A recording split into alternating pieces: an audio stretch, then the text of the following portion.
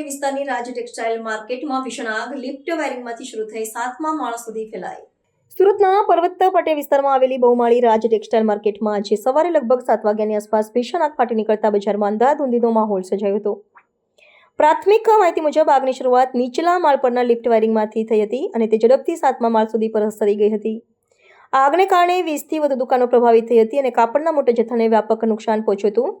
આગની ગંભીરતા જોતા ફાયર બ્રિગેડે બ્રિગેડ કોલ જાહેર કર્યો હતો અને શહેરના 15 જેટલા સ્થળો પરથી 20થી 22 અગ્નિશમન વાહનો ઘટના સ્થળે તૈનાત કરવામાં આવ્યા હતા। મુખ્ય ફાયર અધિકારી બસંત પરીખે માહિતી આપતા જણાવ્યું હતું કે કંટ્રોલ રૂમને સવારે 7:14 વાગે જાણ કરવામાં આવી હતી।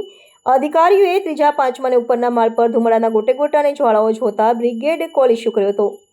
ભીષણ લડત બાદ લગભગ 4 કલાકમાં આગ સંપૂર્ણપણે કાબૂમાં લેવાઈ છે, પરંતુ ઉપરના માળે રહેલા મોટા જથ્થાને કારણે હજુ શમન કાર્ય ચાલુ છે। લગભગ 100 થી 125 ફાયર અધિકારીઓ અને કર્મચારીઓ આ કામગીરીમાં જોડાયા હતા।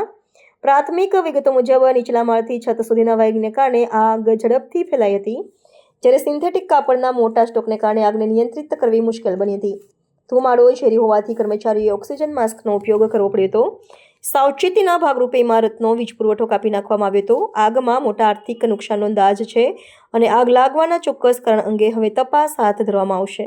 સવારે 7:15 પહેલો કોલ આવ્યો હતો અને તરત અમારા અધિકારીઓ બ્રિગેડ કોલ જાહેર કર્યો હતો। ખૂબ જ આગ વિકરાળ હતી તે સમયે, પણ કોઈ જાનહાનિ નથી। અત્યારે આગ સંપૂર્ણ કાબૂમાં છે। કુલિંગની કામગીરી શરૂ છે। પ્રાથમિક તારણ જોતાં એવું લાગી રહ્યું છે કેબલનો ફોલ્ટના હિસાબે આ આગ લાગવાનું કારણ છે, પણ અમારા અધિકારીને તપાસ કરશે।